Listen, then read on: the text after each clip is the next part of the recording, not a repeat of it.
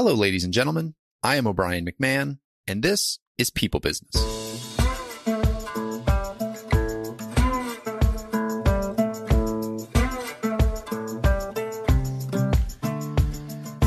In this episode, I'm joined by Justin Holland. Justin is the CEO and co-founder of HealthJoy, where he's revolutionizing the healthcare experience by seamlessly blending cutting-edge technology with exceptional service. A serial entrepreneur with a proven track record, Justin has founded and successfully exited multiple VC-backed technology ventures. He's a sought-after thought leader. He frequently speaks his insights on digital health, employee benefits, AI, and the broader technology landscape. Justin holds a bachelor's degree in engineering from MIT. This was an interesting conversation. Benefits are a niche topic, but one that comes up quite a bit in HR and people circles just for the sheer cost of what healthcare is running these days and the trend increases that we are seeing year over year with no signs of slowing down.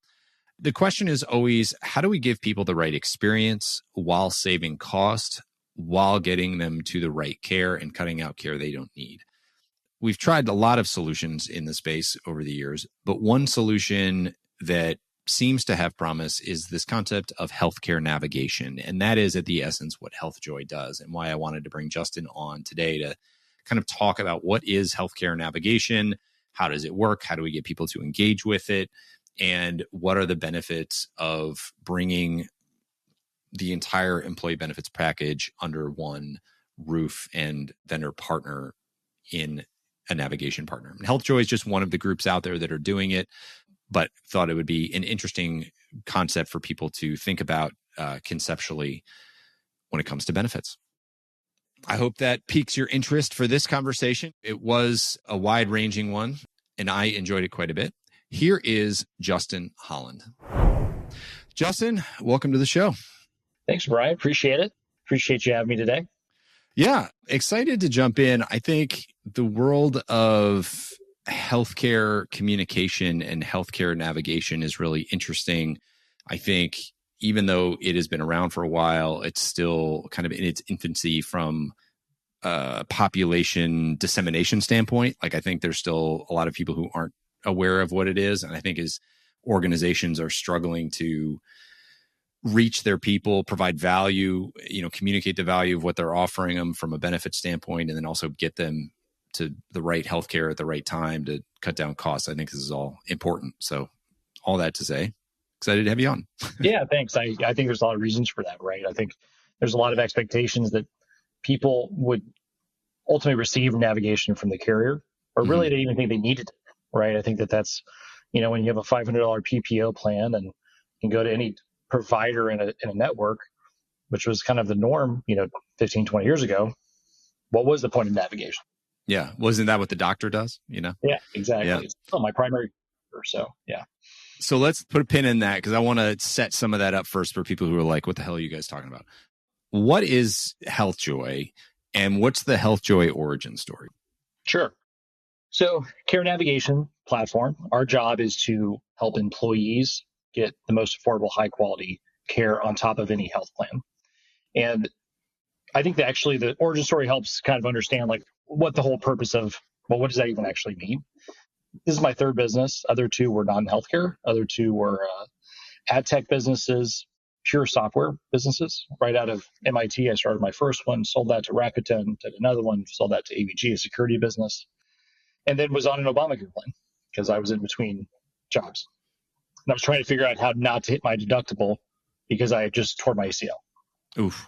And what I found is that I had this, I had arguably a great plan, a narrow network, and no one knew if they even took my insurance or not. And I was like, this doesn't make any sense at all. How can it be possible that I have a premium brand insurance plan and they don't even know if they take it? And so kind of went through that process, and, I'm very good at Google. I think I'm pretty good at Google, at least searching, and I couldn't get to the answer myself. And I thought, wow, that seems really messed up. And I had two friends in Chicago. I was in San Francisco at the time. Two friends in Chicago that run a company called GoHealth that was doing online health insurance for individuals. So if you were looking for an ACA plan in 2013, You may have ended up there. You may have ended up at eHealth or one of the other exchange platforms. And so, I was talking to them and kind of, they were like, yeah, they're very hard to navigate, but people need it. So, we have a huge amount of distribution volume. So I was, it's like, wow, okay. It seems like a powder keg moment where you have all these people who've never had insurance before, didn't have $7,000 deductibles, probably not read the fine print, and then, right, they hopefully go bankrupt. And so the impetus of HealthJoy was, how do we sit on top of those individual plans and help guide members to more affordable, high quality care? A lot of kind of based on my I wouldn't say it was a long-term experience. It was, 3 to 4 months of us navigating across that. But, ultimately that was where we first started off, was on the individual space and sitting on top of those ACA plans and ultimately trying to help make it so that individuals not have their deductible, that they could get the best care within those networks, which was actually really, really, it's still really challenging, right? In the network setups where just accessibility is a challenge. And so that was kind of the beginning. And then, of course, we've obviously evolved the business a lot since then and focused on employers. And to be honest, a lot of the same challenges that employees have on top of a health plan are no different than individuals, which makes sense. And I think there's a little bit bigger challenge with navigation from the individual space, because HR and you all as the consultants are effectively building your own medical network outside of the traditional carrier setup. So you have some plan with a BUCA or, et cetera. And then alongside of that, we have disease management. You might have primary care. You might have on-site clinics. You might have direct contracting. You might have, specific copay programs, whatever it is. There's a multitude of different solutions now that are being inundated on you and the consultant and HR. And then employees are like, well, what do I do? How do I figure out how to go across all of this stuff that's in my health plan that is a huge benefit, but I don't understand when it's applicable. And so we try to make that process really, really, really simple. Yeah. Well, the picture you paint with all the additional vendors and point solutions and things like that, like that's very real in the corporate space right now. It's also just really hard to understand what care you should be seeking when you get sick. If you just are focused on your basic medical insurance and you get cancer, should you get a second opinion? How do you get a second opinion? What specialist should you see? What tests should you get? What are a waste of time? What, all of that becomes very real where people don't know how to even navigate their one situation within the medical plan. So when it's overwhelming like that, you don't take the first step. A lot of people then end up waiting to receive care when they need it most because it is overwhelming. Yeah. What does navigation actually look like in practice? And I guess, is there a standard of what navigation is? Because you're not the only one out there doing this. Like, if it's not standard, like what are the different varieties of navigation that are on the market? Yeah, I think you can start with, I could go really deep. It could start, with HMOs and how primary care was set up initially, right, was ultimately to do navigation to help do the referrals to what people are doing. I think you saw kind of a plethora of concierge and nurse hotlines in probably the 2000s and early 2010s that pervaded the system, where you'd get someone who could help, navigate across really the carrier products. And really, when I say carrier products, really it was a provider search over the phone in many cases. And then now I kind of think of this, the more digital purview is how do we sit on top of all of the benefits, whether it's from your traditional network alongside all of those other point solutions and services and benefits. And ultimately, how is navigation that front door experience for the employees? I think that this concept that you can educate employees on their benefits, I think there's a fundamental challenge there. Like, no one's going to wake up, get a PhD in this stuff. It's hard enough, and it's not getting simpler because unless we think costs are going to magically start going down in the next year, which they're not, it's going to have to get more complicated. And so that complexity ends up, pervading into the employee. And how do you make navigation really makes it so we shouldn't have to think about how to be educated in benefits. You shouldn't have to pass your MCAT and get a PhD in order to make a care decision. And I think that that's the job it needs to be doing, which is, really connecting that issue, that challenge that the employee or member has ultimately with the best possible outcome or place to get that outcome. And that's that job, is that really connecting that member to care in the most efficient, highest value possible way. So how does that actually work? Sure. How does a customer get that experience? So ultimately during that kind of like benefit cycle, you're purchasing a navigation platform that alongside your health plan. You're going live with your new health plan or the same health plan that you had the previous year, and you're layering on like a navigation solution. Those navigation solutions are ultimately trying to get engagement into the employee population. Ultimately, we're dependent upon whatever information we have from a contact information, so email, phone numbers, addresses, in order to engage those employees. And ultimately, in our world, in HealthJoy's world, when employees are getting into that experience and getting into the experience, yes, there's direct outbound communication to the member. There's also a partnership that we believe is really important with the consultant broker and the HR team. Because ultimately, you're coming up with a strategy, right? We're not driving the strategy for how the health plan works, but we have to be lockstep because we're responsible for executing it at the member level. That's where we see our job. Ultimately, that partnership culminates in, ideally high activation rates and engagement at the very beginning, because a good start means obviously a good program long term. But then you as an employee, you're coming in, and it's a choose your own adventure a little bit from a perspective of, yes, we can ask questions, and we're getting questions about health goals, things you want to accomplish in the year with your health and wellness. We're connected in many cases to the claims administrator and the utilization management service, so that we're able to get that additional signal on the member. And then when there's a need, so, the quintessential example is, hey, I need to go to urgent care, right? And you're looking at the service and you're in our digital experience, you have the app. At that moment, you're reminded of, hey, you have telemedicine, right? Like, why go into urgent care when you can probably talk to a physician right now, right? If you have to go to urgent care, let's make sure that urgent care is a network and is a higher value option from the options you have. If you're looking for an orthopedist, reminding them that they have a musculoskeletal program within the product. If they're looking for oncologists, reminding them of the cancer care programs that they have.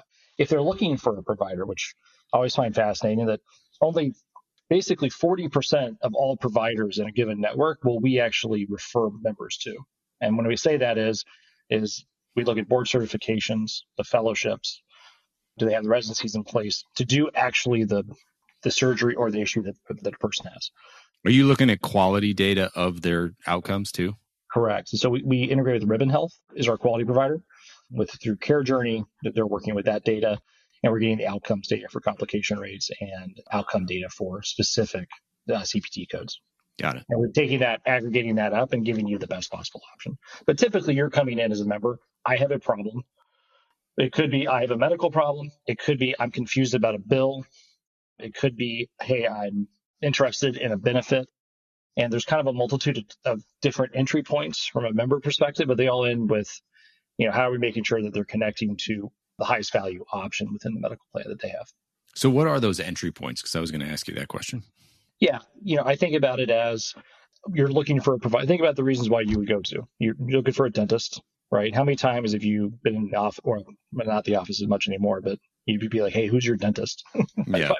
Probably the most common things you'd ask another coworker.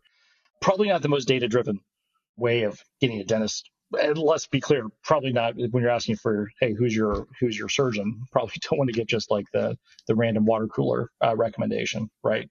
But you have some issue, so it could be anything that you would go to see a provider for. You go to a urgent care for, go to your on-site clinic for. You may have prescription medications that you're dealing with already managing a chronic disease. And we found that out through our health goals, or we found that out through the entry points of the claims that have come in, and we're engaging you based upon that. Maybe we found that there's ways for you to save money on your prescriptions. Maybe we've reminding you that there's additional programs. Maybe there's a disease management program that you're not enrolled into that exists within the plan. Maybe there's a chronic care disease management or cardiometabolic program that we can enroll you into. So I think about it kind of like two primary ways. One, proactive, where we have the data, and that could be through the claims integrations or the utilization management. And then two, reactive, where, you have to come in and tell us, hey, I'm looking for a provider. But the most common thing is you're saying, I'm looking for, you're making the assumption that you know what provider you want when you're coming in. So you're looking for a provider. Am I looking for that on the phone, via email, via text message, app based? Am I just searching on the app and then suddenly like something pops up that's like, alert, you have an MSK program? Yeah. Think of it that way. Think about it as you're in our app, right? That's the most primary modality of our engagement is app based, and you're searching for a provider in one of our features called Find Care, and then we have, don't want to say advertisements, but you can kind of think of them like advertisements, right? Where we're trying to make sure that features within the program are prominent to the member and surface at the right place at the right time. We're also taking kind of all that demographic data and trying to do email marketing. That said, you could call us and have the same experience over the phone, but typical modality is through the application that's on iOS or Android. So earlier you said it sort of started with HMOs. It's evolved since then. Just now you're talking about, you're searching for a provider. You get these ads to say, hey, there are better options for you. Those two things right there could have somebody listening to this go like, well, I don't like HMOs and I don't like Big Brother and I don't want to be told what to do. So why would I do this to my people? Like I could see a group of people being like, wait a minute, I'm going to look for a provider and you're going to send me advertisements. I don't want to get involved with my people's healthcare. I don't want to tell them what to do. I want them to make their own decisions. Like, what is the case for navigation?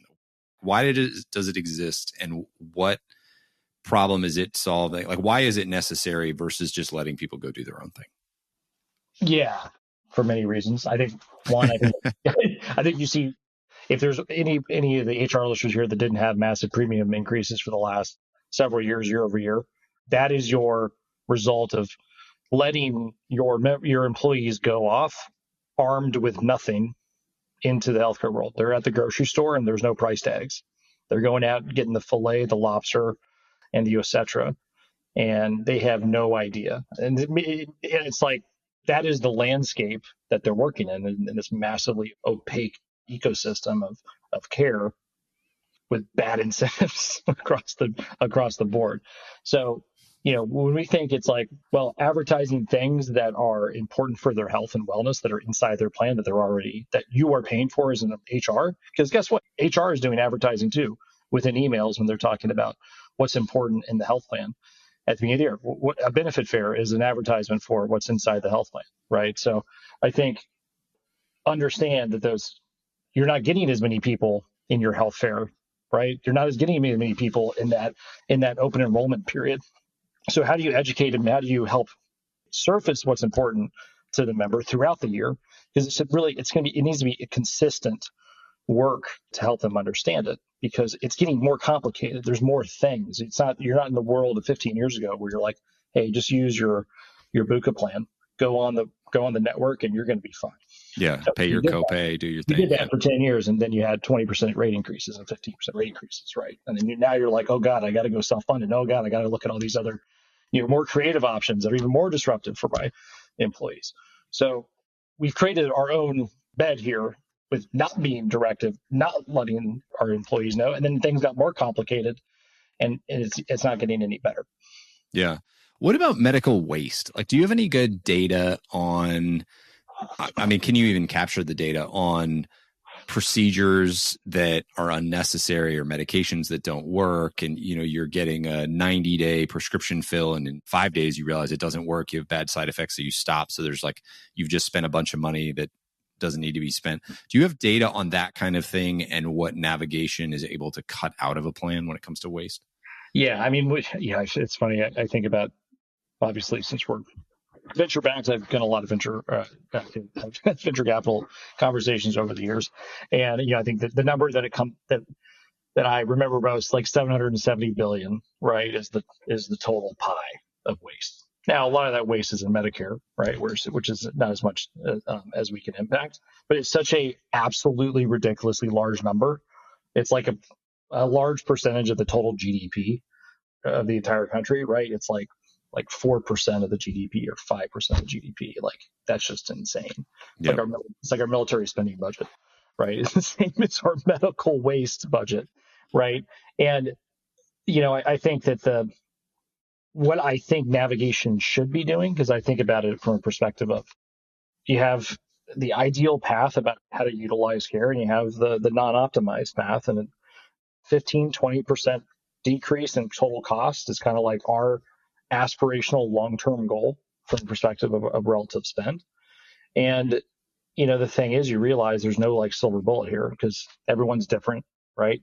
Getting in front of one knee replacement surgery, making sure they're going to an ASC is different than making sure that their maintenance drugs are being filled at the 90-day from Amazon over Walgreens, right? And you realize just how completely bespoke everything has to be. So it's hard for me to give like a precise number because it's such a massive locality, right? It could be in a certain city, many cities where you have challenges, where you have monopolies in hospital systems. And so like, what do you do there? Because, they've eaten up all the primary care physicians and their job is like, we're just lead gen to how do I buy more primary care to take over more of the care so I keep more people into my mousetrap and find more ways to charge them. But yeah, I think, long term, like 15 to 20% relative to the spend of what an individual can do without navigation is kind of like how we think of where we would see success. Okay. You talked a little bit before about ongoing engagement, getting people engaged in the application. So you guys are app-based. People have to enroll in that, right? What best practices do you have? Like, again, it's already complex.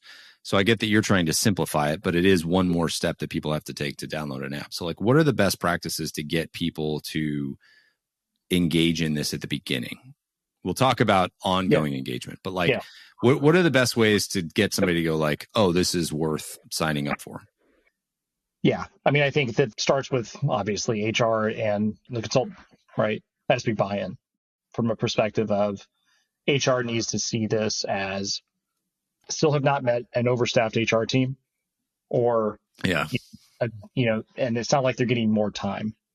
And, if anything, I look over the last 2 years, right, with this massive pressure on cost efficiency throughout businesses, HR is shouldering a big portion of that burden from a percentage. There's not like a ton of more HR jobs here that are popping up everywhere, right? And so what's happening is they're getting more and more work, making sure that they understand like this is it should be a way for you to save a massive amount of time. Ultimately, thinking about a typical HR team and really a sub 1,000 life employers, this is more generalist. They may not have a completely dedicated total rewards team at this point that has, in some cases, it might be even brokers on staff, but in most cases, it's not the case. And they're generalists and they have to answer a myriad set of questions. And on top of that, they've added 20, 30 new programs over the last 5 years, right? So it's like, mind's blowing up here from that perspective. So the key is buy-in, understanding that pain, that navigation needs to be that Tylenol, that aspirin for that core challenge that they have, which is how do I communicate this health plan? I still did not find people with more budgets for their benefits, right? So they're having to do things that they know are disruptive to employees, and those changes are hard to roll out. So ideally, you have something in front that's able to help alleviate the employee pain from change, whether that's changing your networks, changing your PBMs, changing your TPA, changing whatever. Change is challenging, and the problem is they have to in order to hit the budget goals. So what we've seen over the last literally 12 months, more people are being forced to change than have ever wanted to because just the realities of how much this costs. So it starts with like making sure there's really, really deep buy-in with HR and the consultant, making sure that we're really, really well aligned. And then there's no silver bullet. It's I'd say it's hand-to-hand combat. It's making sure the benefit fair, we try to teach HR how to talk about consumerism within the employee base, right? Like, the concept that employees are so disconnected from the true financial outcomes of their decisions, right? Like their decisions will drive their premiums, whether it's, fully connected or not. I'm trying to make sure that they're communicating on those terms. And then it's really, really tight connection with HR during the first 30 days of launch. Look, I think we got great emails and great text messages, but it's like, come on, you can only personalize so much. Yeah. It comes down to making sure that employees know that HR is bought in, that HR is communicating when they get a question. Hey, use HealthJoy. This is the way that we're going to have our benefits work going forward. And so it's really, I'd say, partnership and then a lot of hand-to-hand combat. Yeah. And I remember I studied mass communication in college. So marketing and media, news, advertising, that kind of thing. And I remember, I think it was the rule of sevens, might even been a higher number, but let's call it rule of sevens for now. And people don't even recognize that they've seen a piece of media until they've seen it 3 times. They don't even like register that they've even come across it. And then they're not generally prompted to act on it until about the 7th time that they've seen it. So that's the reason that when you go online and you go to a website and you don't buy anything, that all of a sudden you're getting banner ads for that website everywhere that you jump around the internet. It's showing up on your Instagram feed or your Facebook feed or whatever, because like they know that you have to see that 7 to 15 times to actually take action on that kind of stuff. And so I think that's an important message for corporate communications too, because you'd be like, oh, well, we did enrollment and we said this message and we don't want to burden people with the same message. We've already sent that out 2 or 3 times. And it's like, no, you got to send this thing out 10 times. Like they have to see this in different mediums, different formats, 10 times before you're going to get everybody or even the majority of them to take action. I wish it was easier. Right. I think of my job, chief repetition officer. There you go.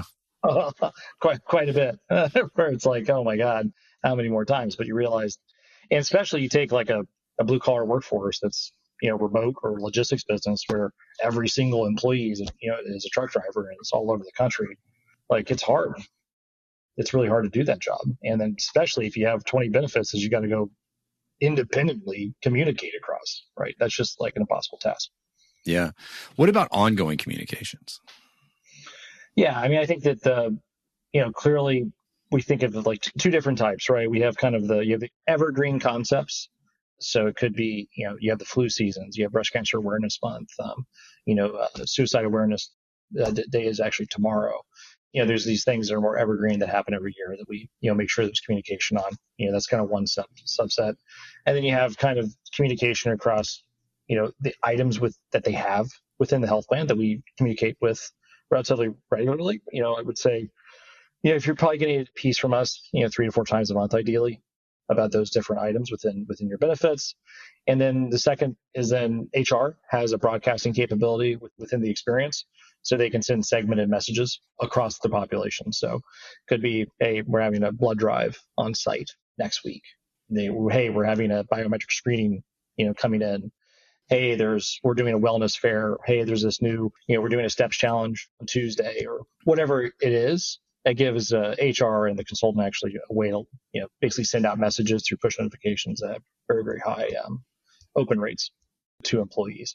So those are kind of the 2 different ways. One, we kind of have this evergreen, in our own products that kind of go out on a cadence, and then having the idea we're getting HR involved to send out customized messaging, that's more specific to the customer. Yeah. Since doing this podcast, I've become much more interested in design and user experience, customer experience type insights. And I'm curious, you may not have this at your fingertips, but is there anything that your customer experience department or UX department has figured out about how to get or keep people engaged in their healthcare that has surprised you or that you find to be interesting? That has surprised me is interesting. I mean, I'm always surprised by like how, like where I think like the more beautiful example of like an email will like not perform as well as like, more text-based. That's always surprising to me. But I say from a perspective of how people interact within the experience and what they interact with, I am always surprised how curious people are around the benefits that they have. Like just scrolling through different aspects of our experience, that always kind of fascinates me that people like to know what they have a lot more than I thought. But then I also believe that no one knows what to do if they actually have a problem, because there's just so many different things about when do you actually engage with that I think, our job, when we think about our experience, no one really wakes up and like, hey, I really want great benefits. They want great medical outcomes, and they want to be affordable, right? Yeah. And so how do we, bridge that from the experience perspective? I think is challenging. I think the hardest part we have is everything is incredibly local, here in the United States, no matter how much like, hey, we've done something there. doesn't matter. Like it could be a whole different world. Yeah. In different locale, and making sure that things are very well localized and specialized to members is something that we spend a lot of time thinking about. That's interesting and makes a lot of sense.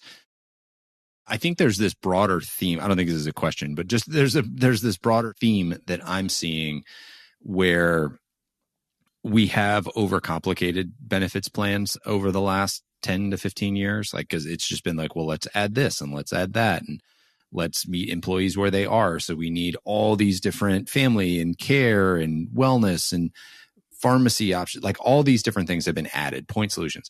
And now people look at their programs that are built out like that and they're like, yeah, I don't even know what to do. I'm just going to like put my head in the sand and just go to my doctor. Like none of it gets used because it's so overwhelming. There's too much choice.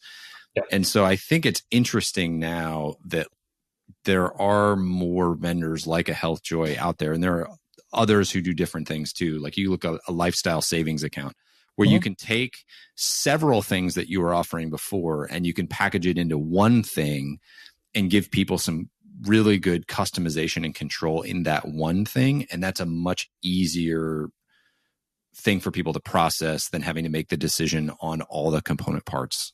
Yeah. Individually. So that was one of the reasons I wanted to get you on is I think the world is sort of, the pendulum is swinging back that way. Like nobody wants to get rid of the customization because the world we live in is customized, right? It's getting more and more customized to each of us. And we are all expecting that. And our employees are too, but we also, you just can't offer everything all the time. It becomes counterproductive.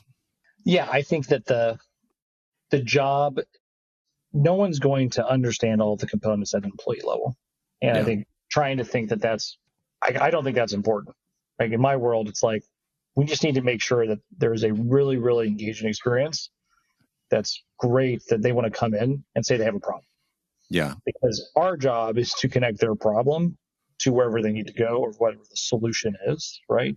But yeah, trying to manage communications for 25 to 30 programs in your company, like it's just not realistic. And when you see the results, like endemically low utilization across anything that's not integrated, right? Like, we'll see people, low single digit telemedicine utilization when they should be higher, right? It's buried within your carrier, right? Why is that? Well, it's because no one knows where to find it. No one knows how to even get to it. Most people don't even know that it's even a possibility. You don't get it, right? But you surface it in the right way and get in the 20s and 20% utilization overnight, right? And I think that I see a lot of those same where there are great programs to manage your diabetes better. There's fantastic programs for cancer. I think about the 4 Horsemen of death often from a wellness perspective about how are the things that we can get, make sure that there is something that's going to cover your cardiometabolic disease, cancer, neurodegenerative disease, and be more thoughtful about those things so that we can get those in front of it because they're not finding it within the carriers by themselves. Yeah. So what are the 4 horsemen? Because I can always remember 3 and I always drop one of them. Well, we got diabetes, so metabolic dysfunction. Yep. We have neurodegenerative disease, so like an Alzheimer's, et cetera. You have obviously cancer, which is the large one.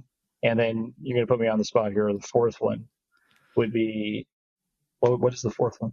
This is where I can always get 3 and it's never the same 3. But I can always get 3 and I always drop 1. Oh, man, that's funny. There's cardiovascular. I don't think you said cardiovascular. Yeah, I didn't say cardiovascular. I said cardiometabolic. So yeah, so I think I combined two. I think you did. So there we go. I'll save you because you combined 2. There's metabolic, cardiovascular. Chronic disease, cancer, neuro. Those are the 4. Yeah. And if you've read Dr. Peter Attia's book, Outlive, that's what that whole book is about. Yeah. Sorry to put you on the spot. I always get 3 and it's just kind of a running joke for me. No worries. Inside joke with myself.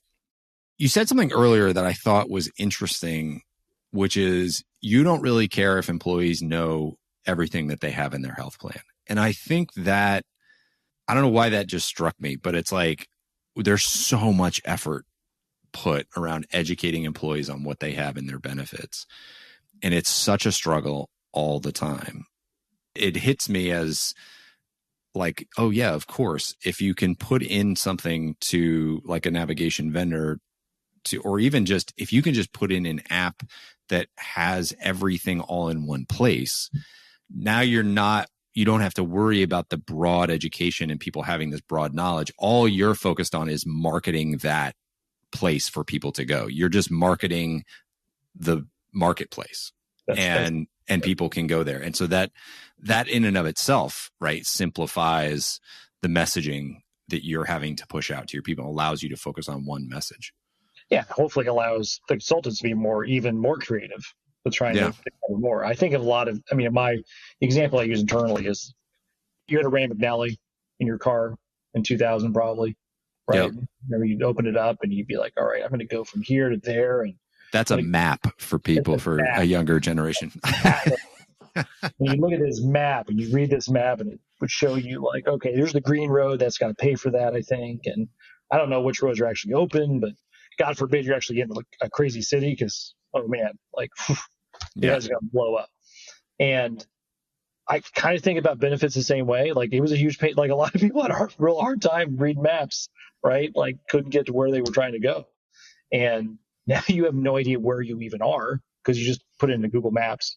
It's telling you where the gas stations are. It's telling you which roads to go. It tells you if there's a wreck ahead of the place, so you don't even go. But that whole process of your decision process, you're not thinking about it at all anymore. And I think that a lot of this like effort that we're doing around benefits education is in that same vein, that with the way technology really is today, and then where so much more opportunity really actually even right in front of us with Gen AI, the concept that you're going to be really reading your own map, that's not the future. The future is everything is going to be just done for you.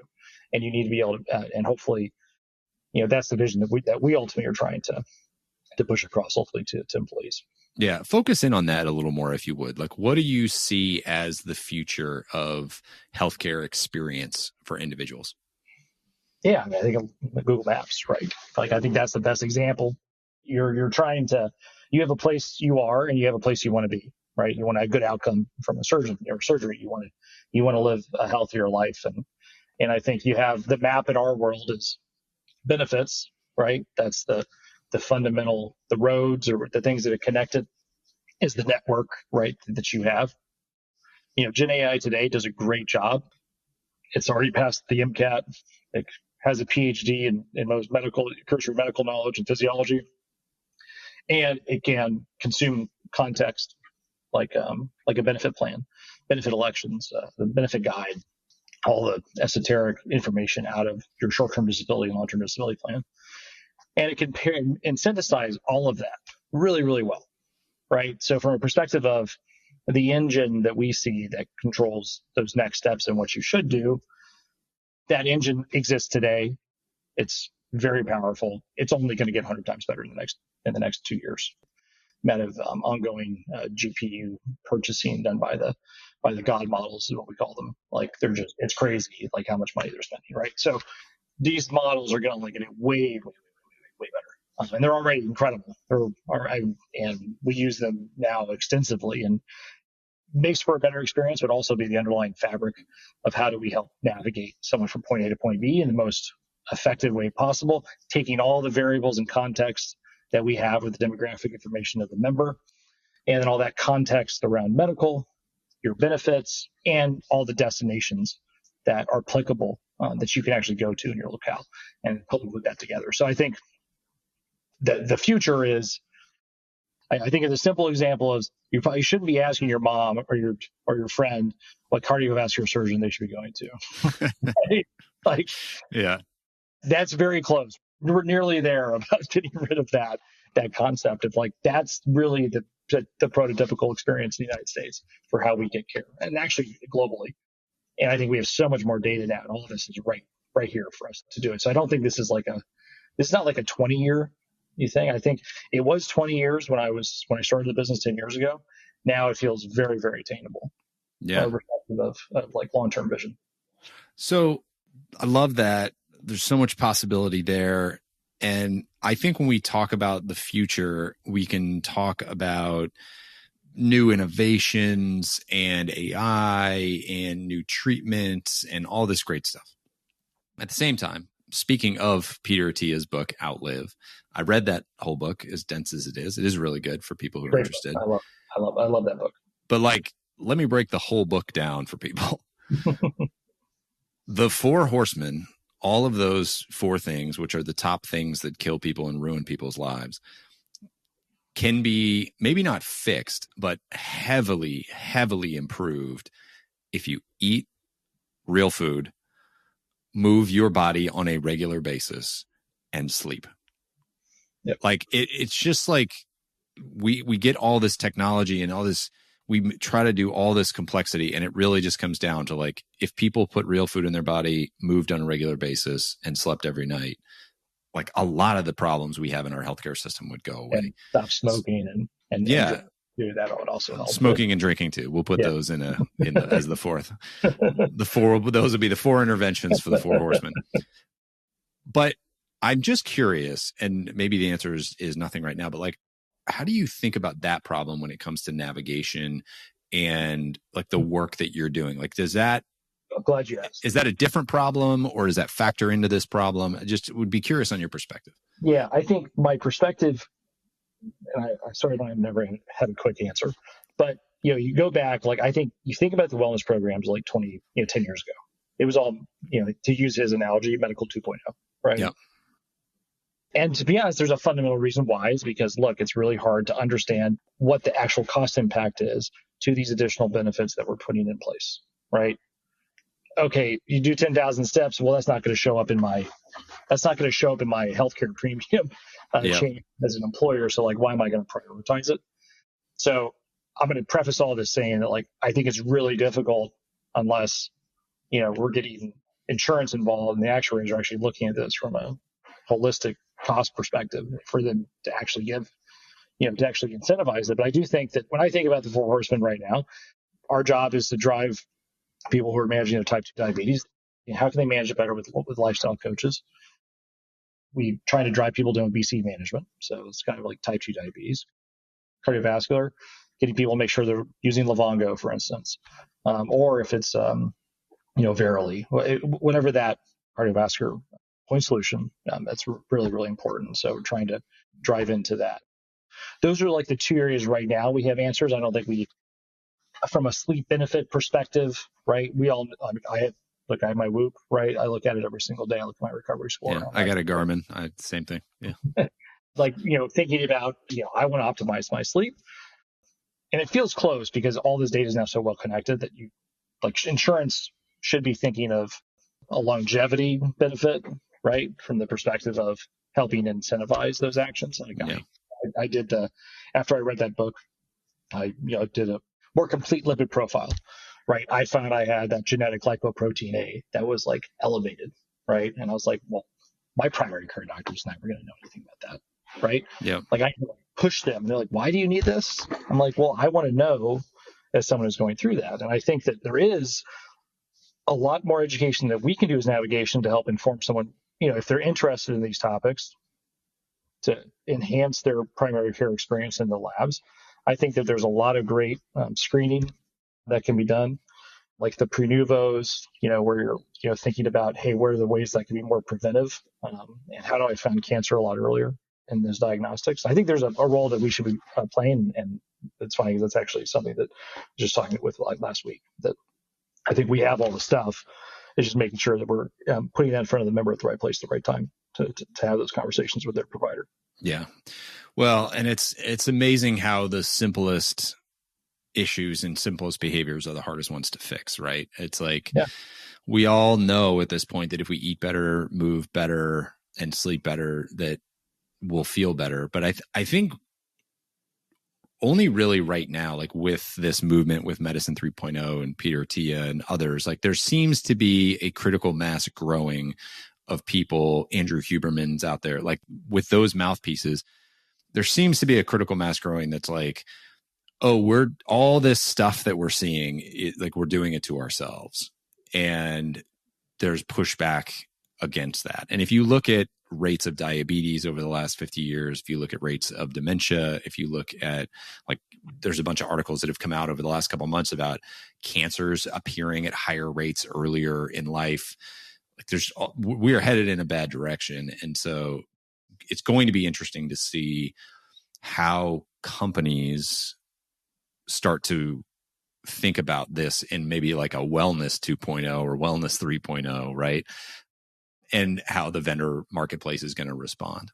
Yeah, and if you honestly think about it, medical 2.0 is still the prevailing way that that our providers are paid, right? Oh, I mean, we're not in medical 3.0 yet. That's a vision that he has painted in that book. But the problem is the insurance company only knows how to talk in the language of how to pay a provider. Yeah, we got to change the incentives. That's their love language. Or not their love language. That's their only language. Yeah. And so until that and I think they're trying, with ACOs, at least there's a little bit more, they're trying to make more accountability around outcomes. But the problem is those are more episodic periods of health, or it's focused on the Medicare population. Yeah. What about for the 45-year-old that, smokes a pack a day and is comorbid, right? Like, who's looking out for them? Yeah. Yeah. Well, and there's issues where medical treatment recommendations, you can be getting sicker, but until you hit a certain point, a doctor won't actually prescribe an intervention. So it's like, well, we're just going to monitor it. And it's like, what you're going to mean you're going to wait till it gets worse and gets critical. So those types of things happen. So I remember one of the things he said, in this book was like, it's like a 10-year horizon. And it's like, well, wait a second. I have a 50-year horizon with how I want to live my life, right? Like that's a lot different with how the decisions I would make from a perspective of what interventions I personally want to have. Yeah. Which I think that goes back to your earlier point of the benefit of having a centralized place so that all you have to do as an employer is market and brand the centralized meeting place, call it navigation place, but the centralized meeting place where all of this is stored. And then people from there can get easy access to the things that they need, including the most basic lifestyle interventions. Correct. 100%. Yeah. Right. It's not going to just magically happen as another benefit that's going to pop up. And it's not connected to the networks, right? It has to be in one place. And I don't think, and the carriers aren't going to, we know the carriers aren't going to do it. Yeah. Yeah. Well, Justin, I think that's a good place to wrap up. I feel like we've had a nice arc to the conversation here and covered a lot within the navigation space. Is there anything we haven't covered yet before I make that pronouncement that you would want to share just about navigation, what it is? No, I think we got to places where I think a lot about, and I think maybe one last thought is, you use apps and you use experiences because they're awesome, right? You go back to Uber because that person's going to magically show up in a random car in 3 minutes and pick you up and get you where you want to go. When you go to Amazon, you're going to go find that thing that you may not have wanted to buy in the first place, but you bought it, and it's going to be on your door in 3.5 hours, 4 hours, right?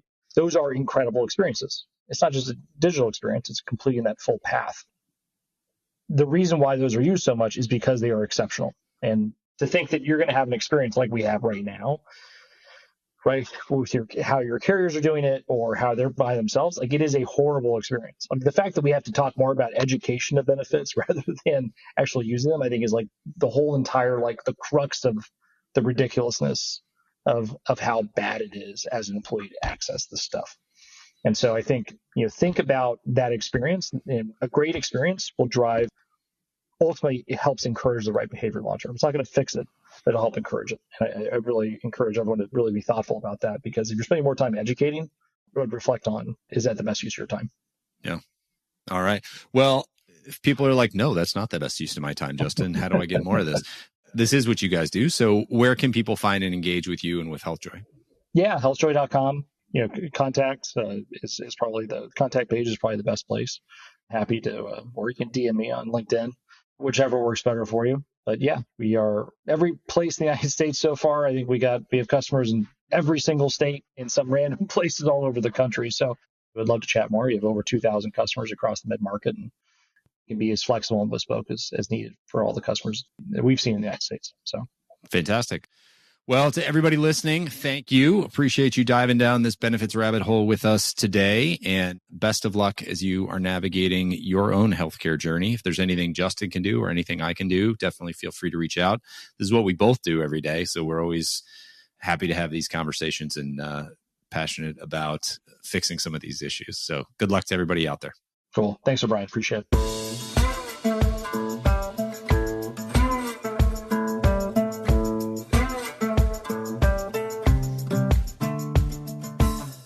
Hey folks, one last thing before you go. If you enjoyed the episode, make sure to hit subscribe so you can stay up to date with future guests. That's it. Thanks for coming. Go make the most of your business and the people in it.